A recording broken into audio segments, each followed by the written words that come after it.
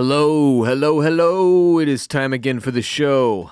Last day of January 2025. Somehow we are a month into the year already. 1/12 of the calendar down. Unbelievable. Absolutely mind-blowing. I did nothing this month with my life. Nothing. Absolutely zero in the way of moving the ball downfield. Sad. Very unfair. I think I just might hate the month of January in general. Just going to go ahead and declare it my least favorite month of the year. I can't think of another month that I have a real problem with. You know, I like most of them. There's something to look forward to in most of them. January's got nothing going. Nothing. It stinks, baby. And I can't. I always get sick. Feel like I spend the entire month playing catch up. There's too much pressure, you know? I don't know if it's this way for everybody with every job, but like in my career, even before I was self-employed, January is just such a beat because you feel all this pressure to get like positive momentum going for the new year. Like you gotta kill it. You gotta crush it. And you don't. And so it starts to build internally the anxiety. Am I doing enough? Am I accomplishing enough? Am I good at this? All those things every year after year after year. I'm out. I'm out on January. I'm glad it's gone. Good riddance. Least favorite month of the year. Awful. January is my op. Anyway, if you feel like you've been getting your ass kicked all year so far, keep your chin up, player. I'm right there with you. A lot of people are right there with you.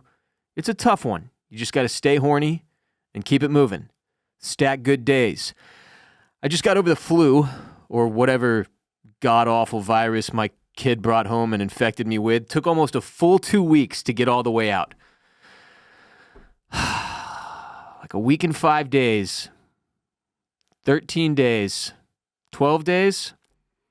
I can't even do math anymore. That's how long I was sick. And today's the first day since the first day I was sick a week and a half ago that I feel like more than 85%. And tomorrow I'm having like 30 little petri dishes of disease over to my house. Birthday party for both my kids.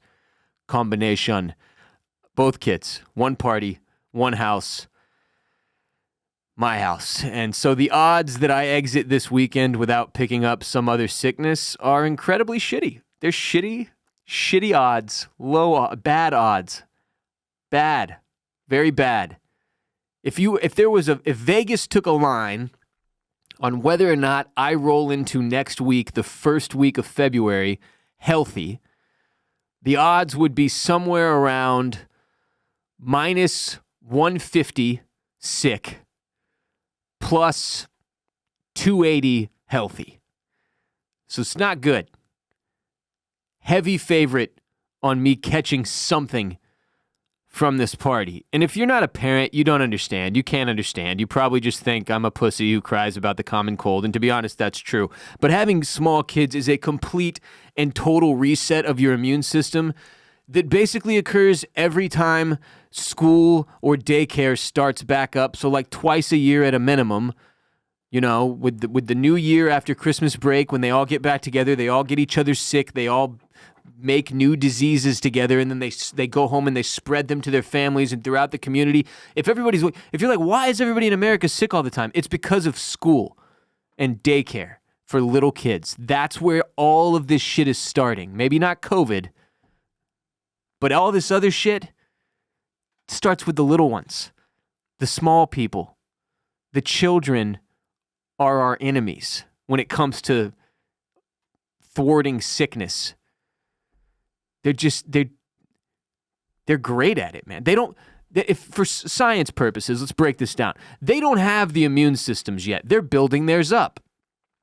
So they catch everything, and then your immune system hasn't dealt with that shit in forever because you're a grown man or woman, and then they hit you, and it's like you have to rebuild your immune system completely, and then they get exposed to new and different stuff. I don't really know how it works. I'm not a doctor. But I do know every time school starts, whether it's after summer break or winter break, they get sick, and then I get sick, and it's every freaking year. This is the third consecutive January where I have gotten sick for at least a week. And it sucks. And I spent a lot of time when RJ first started going to daycare complaining about how often I was getting sick. It was like twice a month. It's gotten better. It's gotten better, admittedly. But like I'm, coming up to the 2-year mark with him now. And only now is it getting better. And even still, I'm getting whacked every once in a while. So yeah, it sucks, man. Stomach bugs, colds, flus, shit you've never even heard of, like hand, foot, and mouth, which again sounds like some medieval shit that should have been eradicated long ago. Impetigo, we've had that a couple of times. What the fuck is that? I don't even know. Impetigo. It's like a bacteria that infects your skin. Sick shit. Disgusting shit you have to deal with when you've got little kids, man. And I don't know how these teachers are doing it, by the way. Like, they must have the most rock solid immunity, because I don't know how they're, like, I go to pick my kid up from school and I see the 2 teachers in the room. They're called guides. They're guiding the children. They're not teaching the children. They're guiding them they're teaching, but they're called guides. And there's 2 of them in there, and there's 15 kids or whatever running around. I'm just like, how are you not just constantly fighting some illness? And I guess they do a lot. They do get sick a lot, but like, Jesus, props to them, because I couldn't do it. But I'm telling you, being a parent, it's one of the biggest challenges when you become a parent and you've got little kids, is that you're constantly fighting off illness. It's a running joke, like, amongst parents worldwide. This is like an international issue, that you pay $2,000 a month for daycare. I guess that part's mostly American. But then they send your kid home with the latest diseases that haven't even been documented by the CDC yet. And that's the trade-off. You give them money, and they give you misery in the form of illness on a regular, consistent basis. It's brutal. Really, really brutal. Anyway, so I just got well. Now I have to put on a hazmat suit tomorrow to host a birthday party at my own house for a bunch of 2-year-olds and 6-year-olds, which also means I have to get my yard prepared for all these kids to run amok on tomorrow, which is more work than it sounds like, because I've got 4 dogs. And it's so much poop. Like, we have a guy come out every Friday. I think they're called Scoop Soldiers, this company. It's not a sponsor, but in this case, I will mention them by name and without them having to cut the check, because they do so much for me. But some poor bastard, and this isn't a job you want. This should be high school kids only, but for some reason, it's like grown men and women. They come to your backyard and they walk around with like a dustpan, but it's for dog shit, and a fucking dog shit grabber. And they pick up all the dog shit and they put it in the pan and they dispose of it. And then they have a spray that they put on each shit spot, like where the poo was after they pick it up, that's supposed to like deodorize your yard. Terrible job. Shout out to the Scoop Soldiers out there removing the poo from my from my yard weekly. But even with the Scoop Soldiers, like, they came today. I saw him roll up and do his thing. But I'm still going to have to go out tomorrow morning and pick up all of the poo that gets created between when the Scoop Soldier left and when the kids arrive, because there will be more, because there's 4 dogs and they shit a lot. And the Doberman that weighs 90 pounds and has the biggest turds, he's the easiest to clean up after, because they're giant mounds of dog shit. They're easy to see in the grass. Because they're large. You're following. But I've got 3 little dogs, all under, 15 pounds, these 3. And they make these little turds that are impossible to spot or find. And they scatter them throughout the yard. So you think you're safe, and the next thing you know, you're walking inside and you see that you're tracking shit everywhere. And there's going to be like 30 little kids running around. So I can't have that. I've already lost the battle for my yard. It's wrecked. So I just have to protect the inside of the house by picking up all the poo, because no doubt people will be going in and out. They got to use the potty. They want another cookie. There's a fucking cupcake to light on fire or whatever. So I got to do the yard. I got to pick up all the dog poop. I got to rake the leaves. And now this is another thing. Like, I had no idea how much of a pain in the ass leaf removal could be. But we live in a heavily forested, it's probably not the word, neighborhood. We have a lot of trees in our hood. A lot of trees. And my house backs up to basically a forest. A public park that's trees. Just trees and trees and trees. And I don't know, like, I thought in my brain, like when, like, I don't know, autumn happened, you know, like October, November, that's when all the leaves would fall. And it's kind of just like a 1 month, 2 month problem, and you get them all picked up and you're good until next year. That's not the case at all. They're constantly falling. I thought fall was when the leaves fall and every other time of year we were good, but no. It's all the time. There's so many, this year's worth of little dead leaves in my backyard that I don't even know how to remove them. The rake doesn't pick them up. It's like a layer, like a base layer on top of the dirt of just leaves. But then there's a bunch of other new leaves on top of that, and I do have to get those, and I'm going to be raking this afternoon is the point. I'm out there raking with my rake. Is somebody that's listening, is there not some technology? Is there not like a leaf blower, but the opposite of that? It's like a leaf sucker that, like, you can just walk around and suck up all the leaves. I went to Home Depot the other day, or Lowe's, I can't remember which one, and I was walking around trying to find something, because I was like, surely, 2025, surely we have the technology, and there's some better way to do this than the way I'm doing it, which is that I rake the leaves into a giant pile. This is how I learned to do it when I was a kid, when my dad would make me do yard work with him, you know, on Saturday or whatever. You rake them into a pile, and then you bag the pile, or you put the pile in your big green pickup can for the fucking people that come through and pick it up every week or whatever, or both in the case of my yard, because I fill up that pickup can in 10 minutes, and then I got to bag the rest of these leaves in brown bags. And there's got to be a better way. It takes forever. It takes for fucking ever. And the whole time I'm doing it, the kids are like, "Can I jump in the pile, Daddy?" And I'm like, "God damn it, no!"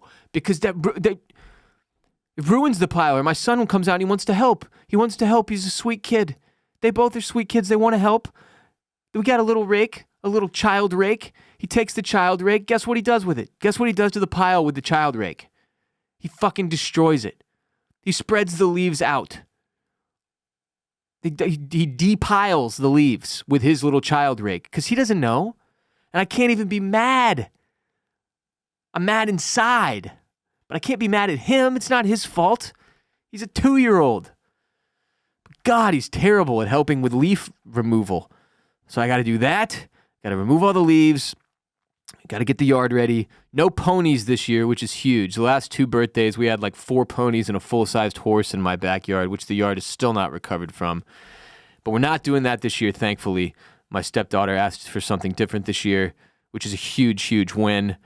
So no ponies, but there will be a giant blow-up bouncy house that my wife bought off Amazon. I got to figure that out. Fucking unbox a bouncy house and then figure out how that. Do you know? Does anybody know? It's such a specialized field. Carnies are the people who know about bouncy houses and how to put them together. Not regular fucking, what am I, a white collar worker? Are podcasters blue collar? I bet it's a tax bracket issue, in which case I'm probably a blue collar podcaster. I got to figure out a bouncy house, and that's going to kill some grass. What little grass is left that the ponies didn't eat or trample. The bouncy house will take it out. I got to figure that out when I get home. Apparently, it's like it's 2 parties in one. All right, my son is turning 2, my stepdaughter is turning 6, and his party is just the backyard. That's the party. The backyard and the bounce house, and there's a swing set and a little slide that we've got back there, and you know, like toys and shit that little kids, 2-year-olds are super easy to entertain. You give them a big area, you throw some balls out there, you put a bouncy house, you say fucking have at it, and they're good for like an hour and a half, 2 hours at a minimum. That's it. A new space, grass, No dog shit to step in. Have at it. The 6-year-olds are a little more complicated. And so their party, what my stepdaughter requested is a princess tea party, okay, for her and like a very select group of friends this year. It's not just like she was not okay. Like in years past, we've been like, you got to invite the whole class. Everybody gets to come. We're inclusive. You got to be friends with as many of these people. You don't have to be friends with all of them, but you do have to hang out with them, and you do have to make everybody feel involved and included because that's important. You can't just pick and choose. This year, I think she's having like 3 or 5 people or something. It's a very pretentious idea, this tea party. All right, she's becoming an elitist at 5 years old. She'll be 6, I guess, but handpicked this group of tea party attendees. I'm not even allowed to be there. Last night when I was putting her to sleep, we were talking about this, and I was like, would you be okay if I come in and enjoy the tea party with you and the girls? And I think there's like one little boy that'll be there. And she was like, well, who's going to watch brother? And I was like, oh, there'll be a lot of adults and people. He'll be fine. And she was like, I don't know. Like, she doesn't want me there. She doesn't want me to be part of the tea party. Like, I'll ruin the vibes. Like, I am not high class enough to enjoy a tea party with 6-year-olds, which is nonsense, of course. I'm extremely high class. But she has no faith in me and my ability to bring good vibes to the tea party. So I don't even think I'm going to be allowed to do that. There's some neighborhood princesses coming over, like teens who cosplay as Disney princesses for money on the side. You throw them like $10 and they'll walk around and pretend to be Ariel or Belle or Cinderella or what are the other ones? Is Mulan a princess? Does she count? No, I don't think so. Great soundtrack though. But you get the idea. I don't know if they're singing princesses, but they're going to be in costume. They're allowed to go to the tea party, but I'm not. So it's going to be weird, man. It's going to be weird. And if you're like, Ross, why don't you just have their party at one of those places that's like built for little kid party hosting? Well, first of all, I've done that before. I think for my stepdaughter's 2nd birthday, it might have been her 3rd. I think it was her 2nd.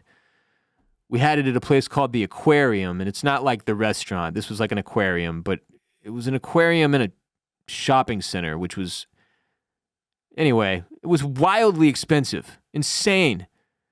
I think when I went to check out, they were like, all right, that'll be like $985 before tax. And I was like, Jesus Christ, what? The hell? How? What? It was crazy. Anyway, that's why we're doing it at my house. Save money. And I like having them at the house. Making memories at our own house with all their friends while that's still cool before they get older and never want to spend their birthday at home again. So like I feel like you take advantage of it while you've got the shot and while you have the chance. And we have a good backyard for this. So it's so that's why we're not doing it at one of these places. And there's even more disease and sickness being spread around at those places. All these little kid places. You don't think about this when you're one of them. When you're in the little kid sickness army and you're at Chuck E. Cheese as a child, you don't consider the germs that are everywhere. And I feel like the pandemic in 2020 really opened everybody's eyes up to this. Like people who were never germaphobes became germaphobes, me included. Like I remember I would go to the gas station to get like nicotine pouches or whatever, and I would try to touch the part of the door handle that the fewest amount of people would probably have touched. Not the middle. Definitely not the middle. I would try to find the part of the door handle that was touched the least as to not contract COVID from this gas station door, you know? So we all became aware of germs at a much higher clip during the pandemic. But it's carried over. There are a lot more germaphobes now in 2025 than there were in 2018, is what I'm saying, or 2019. But these little kid spots, dude. Ooh, I can't. There's one that's called like it's called like Playhouse or some shit, and basically it's another one. It's in a strip mall, and you go with the kids. You have to have it booked in advance, and every birthday party gets an hour-long session where they have the whole place to themselves, and it's basically like a dream playroom where there's like a doctor's office with all these doctor toys. There's like a fake grocery store with all these fake foods, toys. There's like a mechanic spot that's like fake. You know, your fault. You get it. So when we've gone to a couple of different birthday parties at this thing, Playhouse or whatever it's called, I'm just looking around at all the different shit there is to pick up and touch, and this little kid shopping cart and like this little kid fake car. And I'm like, how many kids a day touch this? And there's no way that you could even if you wanted to, that you could properly sanitize this place after the fact or after each party or between each party or at the end of every day. Like it's germ hell in there. And so that's another reason I just got well. I can't do it again. I hate being sick. It's the fucking worst. So yeah, big birthday party tomorrow. Very excited about that. It's going to be a blast. We're all going to have a blast. Everybody's going to have a blast. It's going to be the best. It's going to be the best. I'm putting that out there. I'm going to manifest greatness. Manifesting greatness. We're all about setting goals and actually hitting them this year, which is why I want to talk to you about today's sponsor, Huel, spelled Huel, the global complete nutrition brand trusted by millions. It's human fuel. Get it? Huel. Their Black Edition ready to drink, which I am holding in my hand, is a complete meal in a bottle, high in protein, low in sugar, and packed with all the nutrients your body needs to perform at its best. I crushed one this morning on my way out of the house. Delicious and helpful for your body. And right now, new customers can try it for 15% off plus a free gift using my exclusive code ROSS. Some mornings are more chaotic than others, so I have to get out the door quickly and don't have time to make a smoothie or whip up breakfast. That's where Huel Black Edition comes in. It's my go-to. It keeps me full, energized, and focused so I can tackle whatever the day throws at me. Huel is a perfectly balanced meal designed by experts to provide all the nutrients your body needs from a meal. So Huel takes the guesswork out of healthy eating. It's for your most inconvenient meals. With no prep, no cooking, say goodbye to getting hangry and unsatisfying snacks. Just grab a Huel instead. They taste so good. Huel shakes actually taste like a milkshake, and they come in delicious chocolate or vanilla. I prefer the chocolate. Bonus is they're low in sugar. Lastly, Huel is incredibly affordable with high-protein meals less than $5. It's a budget-friendly option that I am genuinely excited about for the RBP Gang. Don't believe me? Take the leap and join the community of Hueligans with this exclusive offer for new customers of 15% off plus a free gift with the code ROSS at Huel.com. That's 15% off plus a free gift for new customers with the code ROSS at Huel. Huel.com. Start your year off strong. Unlock a healthier, easier way to eat with Huel. Nutritionally complete meals in minutes so you can focus on what really matters. So my son is turning 2 in a few days. 2 years. Full-on toddler now, by the way, which is it's really something. He goes from like a sweet little baby overnight to this fucking monstrous. It's like a tiny teenager who can't fully express their anger or frustration yet. So there's just yelling and babbling nonsense words in your face. And I love him to death. The toddler thing it's a lot. It's a lot. And he's my stepdaughter, when she was a toddler, she was not nearly as energetic, aggressive, opinionated as he is. So, yeah, it's been a ride, man. I've learned a lot in the 2 years of parenting my son. And it's not like I was a step parent already, but step parenting, as important as it is and as you know, energy consuming as it is, it's different. It's different. There's like nuance to it, but it's a different animal. You don't feel the full weight of the responsibility of parenthood as a step parent when you're only a step parent and you don't have kids of your own. Like it's a different level of responsibility that you end up feeling when you have another kid. So it's not that step parenting isn't hard or important or a focal point for me. It's just like you do understand, like, since becoming a parent myself and becoming a dad and not just a stepdad, I've recognized how much more work my wife was doing when I was just a stepdad. Like, there's just so much that has to be done every day for these kids, and it's crazy. It's different. So, some of the lessons I've learned in my first 2 years of parenting. one of the hardest is that as soon as you think you've mastered parenting in one phase of your kid's life, they move to another phase and all of your old strategies are expired. So like the second this kid became a toddler, like most of the shit that I had figured out to appease him or calm him down or get him to chill for an hour so I could get some work done, like those strategies all died and none of them were effective anymore. The things I do to get him to go to sleep at night or for nap time, like those strategies have all changed. And pretty much every time you start to feel comfortable, that should be a red flag to you that a new phase is about to begin and that comfort will be gone. And you kind of start over and over and over. And, you know, there's some obvious phases, like there's the newborn phase and then the baby phase and then the toddler phase. And then they become like a little kid. And then there's like the preteen phase and then the teen phase, right? And those get hairier. But yeah, so every time I think I've got it down pat, it just means that there's a big fucking haymaker to the jaw coming. And now I know that. Now it's getting easier. Like, but when he started to transition into being a toddler, I was like, okay, here we go. So I was ready. Like, it wasn't a complete shock anymore. So unfortunately, it did take like a full year and a half to learn that every time I felt comfortable, that just meant another wave was about to come. I've also learned that being tired is just part of this. Like, being tired is just part of being a parent of young kids. I don't think it's necessarily forever. I do hear from a lot of parents who are like, well, that never changes. Even when they're, you know, out of the house, you'll still feel tired, like worrying about them. Like, I don't know about that, but that's maybe wishful thinking on my part. But when they're young, when they're under 8 years old, or maybe it's younger, maybe it's when they're under like 7 or 6 years old, but like when they need a lot of your focus and attention to be entertained and to, like, they don't have a whole lot of like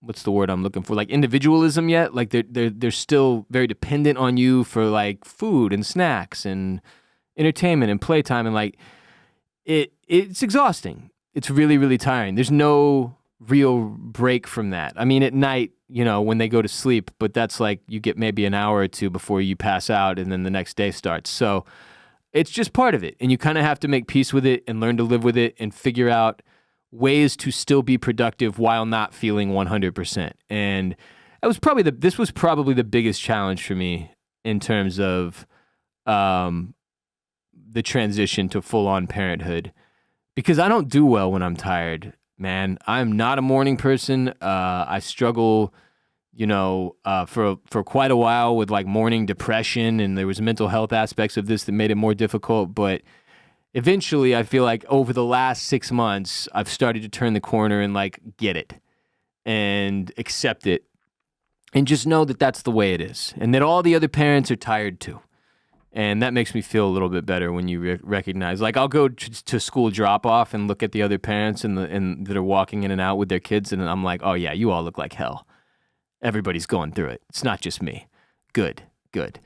So being tired is just a part of it. I've learned that expectations are dangerous, especially if you're a perfectionist, because you have these ideas built up in your head over the course of your life about what it'll be like to be a parent. This applies to marriage too, but really applies to parenthood, and then really applies to marriage when you're in also parenting. But you have these expectations built up about the way things will be, the way your life will be, the way your kids will be, the way that that bedtime will go, the way that mealtime will go, the way that school drop-off will go. Yeah, no, you should throw those out. The expectations are only going to hurt you and make it more difficult to accept the reality, because expectations are not rooted in reality oftentimes, at least not for me. They're fantastical and inaccurate, and they are only there to disappoint you. So the more you can relieve yourself of expectations, the better. That's not to say you don't expect good things for and from your children, but having pre-built-in ones from, like, you know, the wacky world of Disney or Pixar or TV when you were growing up or whatever you had in your household growing up, like, that's not now, and that's not your family, and those aren't your kids. And in the case of Pixar, that's an animated fucking movie. It's not real. So it's a learning curve. and I don't think this is really something you can bestow upon someone, but it is something that I think for parents of young children, that when you hear somebody else say it, you're like, okay, good. Like it, which I never did, so that's why I'm saying it. Like, your expectations are only going to fuck you up, and you should probably try to do away with those as quickly as possible, because you'll have things like, I'll give you just a random example. Let's say I've had a really hard day today at work, and it's been exhausting. It's been a real beating, and I am ready and excited to go home tonight and have dinner time go smoothly and go straight into bedtime, which should go smoothly, and then I'll get time to myself to decompress from this day. So I've got this expectation built up that dinner time will go smoothly, right? And well, then dinner time comes, and the toddler dumps his whole plate on the ground, and one of the dogs eats his food, and then the 5-year-old gets really, really upset because she wanted muffins, but we don't have any muffins, so she's crying, and then dinner time gets dragged out, and then we have to make a whole other meal, and then that how upset they are goes into bath time, and then bedtime takes an hour and a half, and so it's like 9 o'clock before I even get out of their room, and then I have to shower, and then I didn't really eat because I was dealing with all this. You see where I'm going with this. The point is that expectation makes that struggle so much harder if in the back of your head you're going, God damn it, I should have been in bed watching another episode of Severance by now. You know what I'm saying? And I am bad about this shit. So I'm getting better at it, but it's like expectations are dangerous, especially if you're a perfectionist, because nothing about the experience of parenthood is perfect, except for the love you have for your kids. That's the only part that's perfect. Everything else is a fucking war, a battle. And on that front, raising children, you hear the phrase, takes a village, right? You got you and your partner, hopefully. Shout out to single parents, by the way. I don't know how y'all do it. Y'all are crazy. You're on a different level than me that I hope I never have to be on, because holy shit. I don't know how you do it. I just don't know. But you've got you and your partner, hypothetically. You got grandparents, if you're lucky enough to have grandparents around that can help you out. You got teachers who are profoundly important. I cannot stress this enough. Like, it's nuts. I'll see the toddler, he'll come home from school and do some new thing. Like at one point he started coming home, and when he would ask a question, he would go, and he would tap on the side of his face, like with 2 of his fingers, like, which is clearly not a thing he saw another kid do. It was a teacher. So they pick up, in the same way that they pick up things from you, vocabulary, expressions, facial expressions, new phrases, they pick up things from their teachers. And in a lot of cases, for a lot of parents in this country, which I'll get to, they spend more time with their teachers than they do with you. So those teachers are important, very, very, very important, which is why you hear so much talk about education, particularly from parents, and unfortunately nothing gets done about it, and teachers still don't make shit for money, and it's a mess. But when they say it takes a village to raise a kid, that's what they mean. And you can throw sports coaches in there. You can throw when they get a little older and all that. But it takes a lot of contribution from a lot of people to properly raise a child in a lot of cases. And that is something that I don't think I had a full grasp on until you're really in the shit. And then you can see like, oh, if this was just me, he'd be screwed. But because there's more of us, because there's a team, because he's got great teachers, because I've got a great wife and his mom, and like that changes things a lot. And yeah, can't give enough credit to teachers, because I keep touching my nose if you're watching on YouTube. Because when I was putting my son to bed last night in the dark, pitch black, I made the fatal error of facing him, and he, intentionally or not, doesn't really matter, full headbutt straight to the bridge of my nose. I thought it was broken when it happened. I just sunk into the bed and tried not to cry. But it still hurts really bad. Anyway, takes a village. I mentioned the setup in this country. Like, I guess, I don't know if it's if it's just the United States or it's just like any capitalistic country, but like the setup really puts parents behind the 8 ball. And I know there's like some level of tax breaks for children or whatever. When you have dependents, you can file your taxes differently. I'm not quite sure how exactly it works, but I know that exists. But the setup of like a traditional career of a 9-to-5 type job while also having kids it puts parents behind the 8 ball. It's insane. The amount of time we get off for maternity and paternity leave in most cases is insulting. Compared to most countries, it's abysmal. And I didn't have a full understanding of that until it became a thing that was actually important to me. My wife and I are both self-employed. We both run small businesses. And as a result, it just, like, I see what it must be like for a lot of people who don't have great benefits at their jobs, and it's fucking crazy. It really is truly, truly nuts. But not to harp on the negative, one of the other things I've learned is that watching your kids have fun is the best. Like, when you're a child, there's this magic to the world still, right? The best example is probably something like the holiday season or Christmas, when there's just this feeling of excitement and looking forward to every single day, and you wake up every day like ready to take on the world and ready to experience new stuff, that eventually when you get older, at some point in adulthood, and hopefully you can hold on to it as long as you can, but like at some point along the way, you get robbed of that. Life happens. The world gets bigger and realer, and you become much more aware of all the issues planet-wide. And the 24-hour news cycle doesn't help, and social media doesn't help, and you get exposed to all this stuff that just sort of drains you of the joy that you had when you were a kid and the zest for life that you experienced. But then, when you have kids of your own, it can sort of be reborn in little bursts. Because, as an example, when they go to like a birthday party, and you see them playing with their friends, and how happy and excited they get, and how much fun they have, like there's secondary... like you vicariously enjoy that through your kid, and you feel like a resurgence of your own inner child that otherwise would not be there. And that is one of the coolest things of being a parent. Or like just the 6-year-old, the one who's about to turn 6, she's getting a little older, so we can watch some of these like classic Disney movies that I watched growing up, like Peter Pan, which was one of my favorites. And experiencing that with one of your kids is one of the coolest things in the world. My son, who's about to turn 2, he's getting super into soccer. He loves soccer ball, and he always wants to kick with me, and he'll come, so Dad, kick, Dad, kick. And we kick the soccer ball back and forth. Like, playing with him is the best thing ever, and that's a huge, huge thing. That when they're really little, when they're like sub 1 year, when they're a newborn, definitely there's not a lot of like co-play. They don't do shit. They just sleep and shit and piss, and then they sleep, and then they shit and they piss, and then they sleep and they drink milk, and that's it.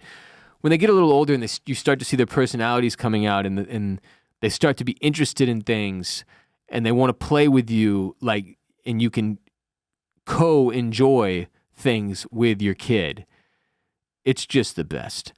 Also, learning to put yourself second behind your kids takes time. I think a lot of people think or assume that when they become a parent, all of this will just be natural. And there are elements to it that certainly come naturally for some more than others. But the biggest piece of it that is, so I think, the hardest for a lot of people to get through is that you have to you reprioritize yourself. You get knocked down the totem pole. This happens to a certain extent with marriage, but then it happens at a much bigger extent when you become a parent. And you just aren't important anymore. Like, your whole life you've lived like, I am the important person. You know, a lot of people have main character syndrome and some level of narcissism, and you think you're what matters. And then you have kids and you realize, well, you're in some cases, you might take it as far as to notice you don't matter at all. They're what matters. And it's a total shift of focus from like bettering your circumstances to bettering their circumstances. And that can take some time. It's not immediate, and you don't have to beat your ass if it doesn't come to you immediately, which is another lesson. Being too hard on yourself is detrimental to your mental health and your growth as a parent and a person. Too many parents are just consistently beating their own asses. I'm not doing good enough. Am I good enough at this? Today I wasn't a great dad. You know, this week I didn't get to spend as much time with my kids. Am I doing enough? Am I prioritizing them enough? Am I making enough money? Am I getting them enough toys? Are they eating good enough food? Are their clothes good enough? Is their hygiene good enough? Like, there's all these things. And don't get me wrong, I'm not saying you shouldn't hold yourself to a certain standard, but just belittling your own performance on a regular basis is idiotic. We all have bad days. We all make mistakes. We all do things that will inevitably feel guilt over eventually. It is the experience. It is part of the sacrifice of being a parent, is that you have to recognize your own flaws and imperfections on a very, very regular basis. And you have to be able to swallow those and say, fuck it, and move on to the next one. Because if you're just constantly criticizing yourself, which is something that personally I am very, very good at, and I have been good at my whole life, and I work really hard on not doing this, it's going to be hell, and you will be worse off, and so will your kids. So you've got to be able to sort of sweep shit under the rug or let it go and move on and learn your lesson and eat your medicine and plow forward. But there, and on the whole, another biggest thing I've learned, there's nothing more rewarding in life than being a parent. People ask, like, why have kids? You know, it seems like a beating. It's very expensive. The world is a hellhole. And you see a lot of these takes, especially now online in 2025, and it's like, I have a counter for all of them. But for one, the world has always been a hellhole. There has not been a single point in human history where you could look at the scope of what was occurring globally and feel good about it. There really hasn't been. It's mostly shit is happening all the time, whether it be war or famine or poverty or starvation or whatever it may be. You know, climate change or whatever it may, crime, politics. There's always shit going on. Focusing on that as a reason not to have your own family or have kids that's not it. It's just not. Like, that's just an excuse to me. That's my opinion. But I mean, a big piece of it is that, like, when you start to get older, when your own childhood ends and you start to get older and you've got a career or work in some capacity, you've got to make money, everybody's got bills to pay, and it becomes a little monotonous. It's like day after day, you get up, you go to work, you find some joy, you get your kicks in where you can, maybe you go out, maybe you have a social life, maybe you have extracurriculars that you participate in or whatever it may be, but at some point, you get this feeling like, what now? Or what next? Or what else is there? Kids will answer that question. I'm not saying that's the reason to have kids, but when you do have kids, those questions go bye-bye. And I think that's permanent. Beyond when they're out of your house in college, off to live their own lives or whatever, like, you always have this extension of yourself out there in the world that you worry about and care about and root for and are happy for and get secondary joy from or secondary sorrow from. And so it's such a meaningful experience, you know, and almost it's like the closest thing that human beings could feel to like a godlike power that women get to experience at a much crazier level than men do because they actually carry these things and then birth them out of their bodies. But you create life and then you're responsible for it. And you want it to thrive and experience things in a meaningful way and have a full life of their own and one day kids of their own. And you're paying it forward to the next generation of your family. And you're keeping humanity going and giving yourself real purpose that is actually fulfilling because it's rooted in love. Whereas feeling fulfilled by things like monetary gain or materialistic gain, that shit fades real quick, as most of us are aware. And that doesn't happen with your kids. It's a different level of purpose and gratification, and it's something that you can put energy toward every day and feel really good about it most of the time. Again, you'll have bad days, and you'll have times when you feel like you fall flat on your face. But like for the most part, it's extremely rewarding. And that has been my experience, and it's just like the way you love things, like, you know, when you get like you love your parents when you're a kid, and that's one level of love. You may have siblings you love. You may have puppy love in school with your first girlfriend or boyfriend or whatever. Eventually, when you get married, you love your spouse. You get a pet, your first pet, and you really love your kitty cat or your dog or your bird, weirdos, or whatever. And then when you have kids, it's a whole other. It's just it cracks you open, and it's like the Grinch, you know, coming down the mountain on Christmas Day to bring the presents back when his heart grows 3 sizes. Like, you can't help it. It's this biological, scientific version of love that's also metaphysical, that fucking grows you, and it is so rewarding. I cannot recommend it more highly because it's the best. It really is. total ass kicking at times. There's no getting around that. But it is the most, in my opinion, redeeming thing and rewarding thing that you can do as a human being. So that's what I've learned through 2 years so far. Those are the lessons I've got. So it's a new year, a whole new calendar to crush, and you're probably wondering, how am I going to make this year different? How am I going to build something for myself? I'm ready to turn this business idea I've had rattling around in my head into reality and be my own boss, but I don't know how to make it happen. Today's episode is brought to you by Shopify, and Shopify is how you're going to make it happen. Let me tell you how. The best time to start your new business is right now. Shopify makes it simple to create your brand, open for business, and get your first sale. Get your store up and running easily with thousands of customizable templates. No coding or design skills required. You don't need to know how to do any of that. All you need to know how to do is use a mouse. Drag and drop. Their powerful social media tools let you connect all your channels on all the different platforms and create shoppable posts and help you sell everywhere people scroll. Shopify makes it easy to manage your growing business. They help with the details like shipping, taxes, and payments from one single dashboard, which allows you to focus on the important stuff like growing your business instead of having to worry about the ins and outs of all these different facets. What happens if you don't act now? Will you regret it? What if someone beats you to the idea? Don't kick yourself when you hear this again in a year because you didn't do anything now. With Shopify, your first sale is closer than you think. Established in 2025 has a nice ring to it, doesn't it? Sign up for your $1 per month trial period at shopify.com/RBP, all lowercase. Go to shopify.com/RBP to start selling with Shopify today. Again, all lowercase, shopify.com/RBP. So yeah, I was sick again last week. My kid infected me with whatever that was, and it truly sucked. I don't mind being sick for a day or two. Honestly, sometimes it can be nice. Get a little break from work, spend a day in bed watching trash movies or TV, reset the old body and brain. A day or two is fine, but if that shit stretches into like 4 or 5 days, God forbid, a week plus, I become so insufferably miserable. Like, I suck at being sick. I know everybody really doesn't like being sick, but I think I hate being sick more than any living person. It is my fucking least favorite thing. It stinks, man. Hours start to feel like days. Days start to feel like weeks. It grinds me down so fast. So I'm glad to be back to feeling better and back at work because, like, that sucked. And I like having fun and doing stuff.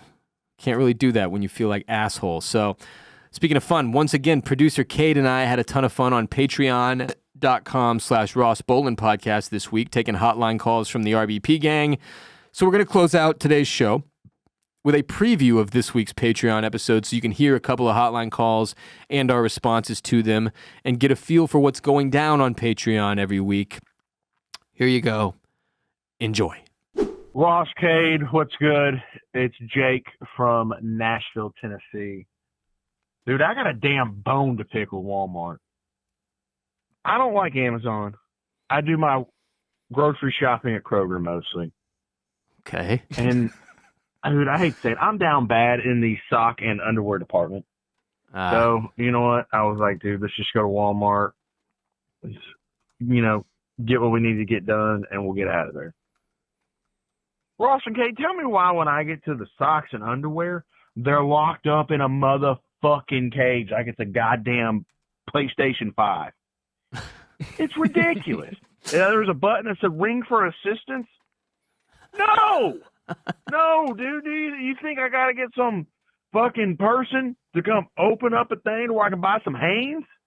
Dude, is Hanes fucking like that? Or is Walmart's margins that bad on socks and underwear that, every piece that gets stolen, it hurts them that bad? Are their margins that awful? Like, why in the fuck are we locking up socks and motherfucking underwear like it's fucking something sick? I mean, holy shit. I mean, it pissed me off. I walked right out of the store, dude, and I do not like using Amazon. But you know what, dude? You know what? When you go to Amazon, you don't have to call Jeff Bezos and say, hey, man, unlock the fucking code so I can purchase some fucking undies. It's sick. It's an evil fucking world we live in. This shouldn't make me that mad, but I'm that mad. Peace. Jesus, dude. Take a breather. My God. First of all, I have a problem with your moral high ground you're against Amazon, which is good. We should all be against it because generally it's a bad thing in a million different ways. But then you're going to Walmart? That is not a better, like... It's not a lesser of two evils. You're just still in the same tier of shittiest companies in the world in terms of, like, environmental, impact and terrible wages for employees and Amazon drivers pissing in water bottles when they're driving around or whatever. So just from that standpoint, you're not winning by going to Walmart instead of Amazon. But to answer your larger grievance about this situation, I saw a story, I want to say it was end of 2024, about CVS was locking up all the deodorants. Oh, yeah. And the answer to why they do this is because these are the items that are getting stolen most frequently. Mm-hmm. So, because it's super easy to walk in, grab a pack of underwear, a pack of socks, jam them in your, pants and walk the fuck out. Like, it's an easy thing to steal. It's also a thing everybody needs, Right. Underwear and socks. I'm still in a terrible place sock-wise. You didn't get any for Christmas? No. Oh, that's tough. I put them on the list. You Santa didn't get socks? fucked me. Wow. Got more boxers. In a great spot with boxers. Threw out all the old boxers that I'd been wearing that had holes in them and shit. So those are gone. Boxer situation is now great. Sock situation, still very bad.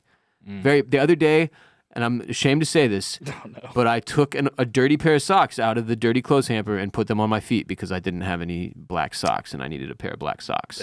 Been there. So I'm still in a bad spot sock-wise. But anyway, that's why they're locking these things up because people steal them. Now, if I remember correctly, what happened with CVS is they started locking up the deodorant, and then for the exact same reason our friend here didn't buy his socks and underwear at Walmart, deodorant sales plummeted at CVS because people didn't want to have to ring the button, get a fucking employee over there, have them unlock it like it's a goddamn PlayStation 5, and then get their deodorant. People are so lazy and don't want to deal with confrontation that we're just refusing to purchase the thing we need because it's behind a locked thing. So I think CVS's policy switched, and they were just like, fuck it, we'll deal with the theft because it's like we're losing even more money by locking up the deodorant because now no one is buying it. So that, people are stealing shit, man. And yeah, it's a sick, evil world out there. And doesn't places like Walmart, they do a pretty good job of like the people that steal from there, they don't they say don't try to, for insurance purposes, you're not supposed to touch them. But they have ways to find out who did it. They ban you or take the picture of you and give it to the cops or whatever. Yeah. But yeah, man, I also I don't know. I don't want to judge, but you shouldn't be buying your underwear from Walmart. Go find a better option. Target. I don't know if that's better either. I'm saying from a quality standpoint, Walmart undies can't be good. Well, he's saying he's buying Hanes. Nah, yeah. Why not just buy from the Hanes? Hanes.com. Yeah. He must have been out, didn't want to do laundry. Yeah. So he was going for a quick fix. Yeah.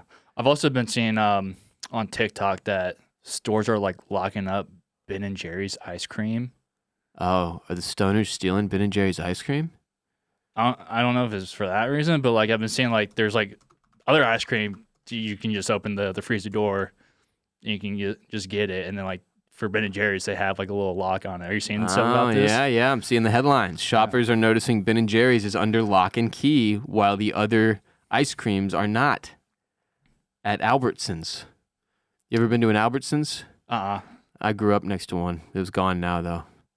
It's just it's just a big chain grocery H-E-B store. No, it's not H-E-B. It's more like a Kroger or a Randall's. Oh, okay. Mid-tier. Yeah. I would say H-E-B is at the top. Higher, and then Whole Foods is the top. Oh, okay, yeah. H-E-B is probably in the same tier as fucking Trader Joe's to me. Okay. Different stylistically. Publix? Never been to one of those. I think they just have them in Florida mostly. I feel like that's where I've been to one. I want to say they're in Georgia too, maybe. More southern, but not Texas. SEC states, which I guess we kind of are one now. We've got A&M I'm sure and we'll UT. get H-E-B runs Texas. We're never getting a Publix. Yeah, you're probably right. But that's fucking weird. Don't know why they're locking up Ben & Jerry's, but yeah, frankly, Similarly to if the waiter doesn't bring around the complimentary popcorn, like, I'm sorry, man. I'm just not gonna ask. I would rather not get the thing I wanted than talk to someone I don't know. And like at the grocery store or at Walmart, you have to go and like search for like this person like help you open up. Like they're not just like waiting by the sock and underwear aisle just for anyone that needs to. Yeah, it probably takes a few minutes. They have to walk over. Then they're all pissed off that you rang the bell. Yeah. That's what's going through my head when I see that. Ring bell for assistance. And I'm going, if I'm on the other end of that bell, I hate me. Yeah. So no, I'm going home and just wearing dirty underwear and socks. Next call. Cockring Ross, Cocky Kade, Zach from Idaho.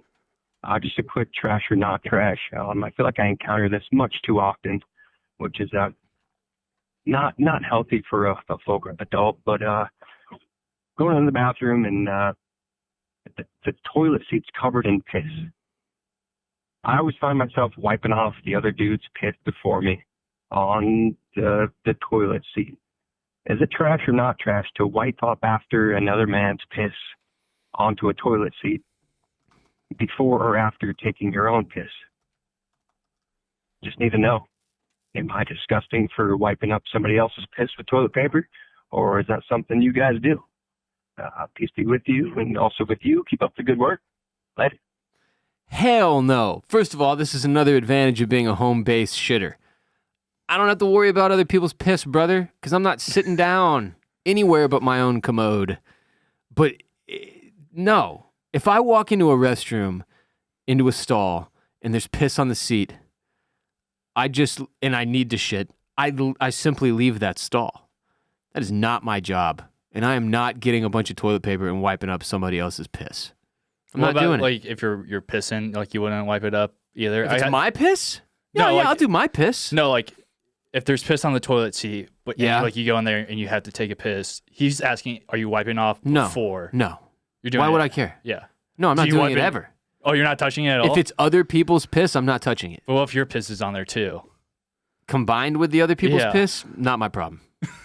Not my problem. Somebody else did it before me. Okay. Still not my that's their piss. Okay. When my piss combines with their piss, it's still their piss. Just my piss joins their piss.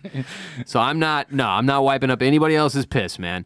It's never been my bag, but like especially now, dude, like I have to wipe human shit off of a human child every day.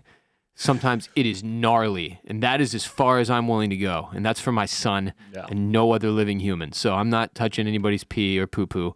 I regularly wipe my own piss off of the seat because I live with a woman who will castrate me when I sleep if I just leave piss everywhere. But, nah, man, no. So this is the only time I do it, and it's when I'm at the bars, and like some of these bars have like a little porta potty situation.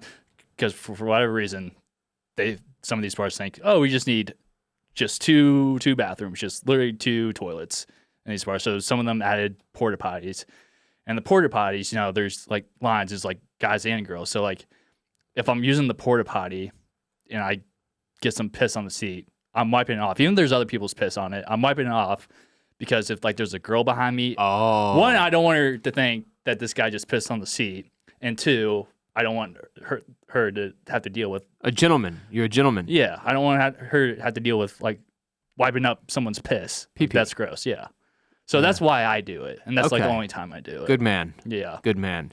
But if there's just like my piss, like even when I'm out in public and I get it like on the toilet in the stall, I'll still wipe it up because I'm just like, I don't want someone to come in and be like, wow, this guy just like pissed all over the seat. Like what? You can't fucking aim. I love that it's about you don't want to be judged. You don't want the next person to be like, this piece of shit. The rest of the night, they're telling all their friends in the bar, you see this fucking idiot over here in the red Ohio State hat? He fucking pissed all over the seat and just left it. Like they're going to judge you? Yeah. They're going to put your picture up outside the bathroom. Do not let this man pee before you. Yeah. No, I'm not cleaning anybody else's piss but my own. Sorry. Oh, that's fair. Not happening. All right, that was it. Go subscribe on patreon.com/Ross Bolin Podcast to get the full episode where we took, I think, 6 other hotline calls this week, discussing a plethora of different topics that no one could possibly predict. Patreon.com/Ross Bolin Podcast. There's a 7-day free trial on there available now. So if you just want to go subscribe, get this week's full episode, see how you like it, and then stick around if you enjoyed it. Support the show. It's just $5 a month to join the RBP Gang officially on Patreon. Means a lot to us. Please get in there and do that. Support our sponsors from this week. We've got Huel.com/Ross, where you can use code Ross to get 15% off as a new customer, plus a free gift with that code Ross. And of course, Shopify.com/RBP, all lowercase, to get your $1 per month trial period at Shopify. Support our sponsors. They're the reason the show is still alive. It means a lot to us, along with the people on Patreon, of course, another reason our show is still alive. Check out everything else we got going on at Bolin Media, including Oysters, Clams, and Cockles, where if you are watching Severance, then you should be listening to or watching Oysters, Clams, and Cockles every week, where I and one of my best friends of like 25 years now, Barrett Dudley, break down and discuss and recap every single episode of the show with a companion podcast called Oysters, Clams, and Cockles. Check out Formula Bone if you are an F1 fan all off-season long. Jared J-Bone Borislow will be bringing you the hottest American-made F1 content on the planet. Follow our show on Instagram, Twitter, and TikTok. Ross Bolin Podcast. Search, find it, follow. I'm at WR Bolin on Twitter and Instagram. I'm on some other ones too. Threads and Blue Sky, but I don't really do anything on there. And my name's different. Follow me on Letterboxd at Boss Rollin. I'm on there. This episode of RBP is presented by Bolin Media. Video of today's show was produced by Kade Orris, and you can watch it on youtube.com/Ross Bolin Podcast, at the Ross Bolin Podcast. youtube.com/at the Ross Bolin Podcast for full video of our show. Until next time, remember, you are not alone. Peace be with you, and also with you.